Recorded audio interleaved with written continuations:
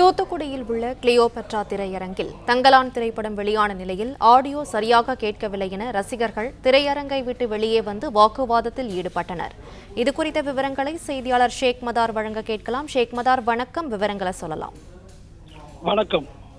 நடிகர் விக்ரம் நடித்து இயக்குனர் ரஞ்சித் இயக்கியுள்ள தங்கலான் திரைப்படம் பெரும் எதிர்ப்புக்கிடையே இன்று வெளியானது. தூத்துக்குடியில் புதியதாக நவீன வசதிகளுடன் திறக்கப்பட்டுள்ள கிளியோபட்ரா திரையரங்கில் இன்று தங்கலான் படம் இன்று காலை 9:30 மணி அளவில் வெளியிடப்பட்டது. படம் வெளியிடப்பட்டவுடன் ஒரு 15 நிமிடம் கழித்து காட்சிகளில் சத்தம் இல்லாமல் அமைதியாக படம் மட்டும் ஒளிபரப்பானது. இதனால் ரசிகர்கள் இடையே பெரும் கொந்தளிப்பு ஏற்பட்டது. உடனடியாக திரையரங்கிற்குள் கோஷத்தை எழுப்பிய ரசிகர்கள் வெளியே வந்து தியேட்டர் உரிமையாளர்களிடம் பெரும் வாக்குவாதத்தில் ஈடுபட்டனர். இதைத் தொடர்ந்து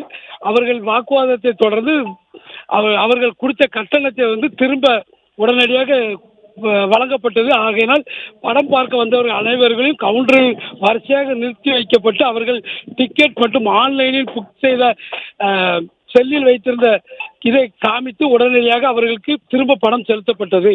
இதனால் தூத்துக்குடியில் பெரும் பரபரப்பு ஏற்பட்டது. தகவல்களுக்கு நன்றி ஷேக் மதார்.